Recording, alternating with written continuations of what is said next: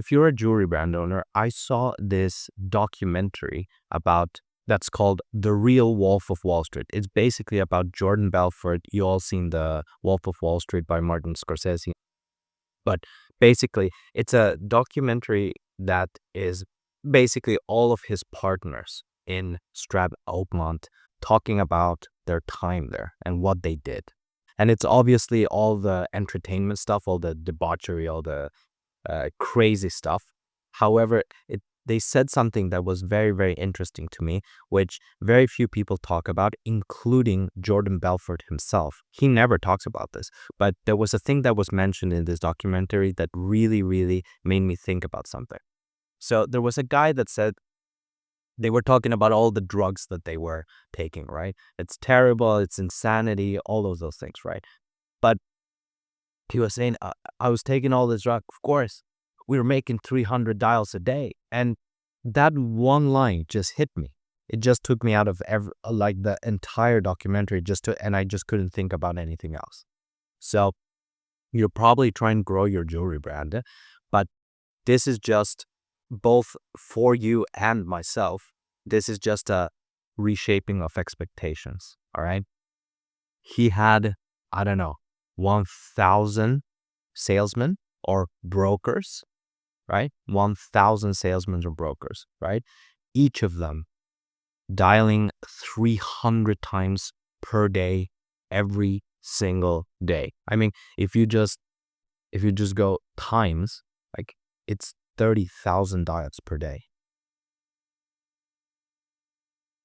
30,000 dials per day. Think about that. Think about the amount of money that they earn. Now, obviously, they were doing terrible stuff, but they were doing terrible stuff. They were doing terrible stuff, right? So, however, if you think about this in your own business, I am not. The answer for me is that I am not getting to this level, right? If you are trying to scale your jewelry brand, I have seen again and again that when I go into jewelry brand owners as a media buyer, as a creative director, and I start, instead of running 5 ads for them like they are running, and instead of just running 5 better ads, I just come in and run 50 ads. And I just, right, their volume just goes up. The amount of sales that they are able to do in a given month just goes up exponentially, right? And I just think about even for me, I think 50 ads is an enormous amount of volume. 50. They were doing 30,000 a day as a company. 30,000. Now, the interesting thing is that entrepreneurs always talk, and people in general always talk about failed entrepreneurs, right? The people who didn't make it. And they always say words like, or they always use words like, oh, the market wasn't there. Or they use it like, oh, people just seem to not want my jewelry items. Or it was just not for me. I didn't like it. They use words like these. But if you just break it down to what did successful businessmen do and what did unsuccessful businessmen not do, is like successful businessmen had 30,000 calls a day. Did unsuccessful businessmen do that? And by the way, they did this for like 10 years, right? Or at least Belfort himself, right? Like they did this for 10 years, 10 plus years. Like they did 30,000 phone calls every single day. Think about how many phone calls that is per month. I don't even know, right? 300,000. I don't even know, right? The math. But it's an insane amount of reach outs, and they were double dialing, triple dialing, 4 times. Like, by the way, if you are not an e-commerce jewelry brand, this is something very important for you. Also, if you're an e-commerce brand, I'll bring it back. But let's say you're not an e-commerce jewelry brand, right?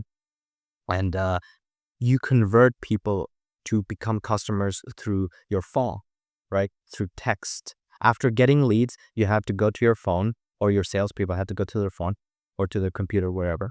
And on Instagram, on WhatsApp, on SMS, on email, whatever the way you are trying to convert the people, like, are you making 30,000 attempts to contact all of the people that come, all of the leads that come into your jewelry brand 30,000 times a day?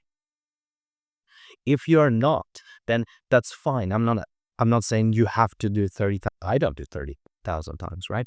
It's just that it is an interesting way to increase our expectations.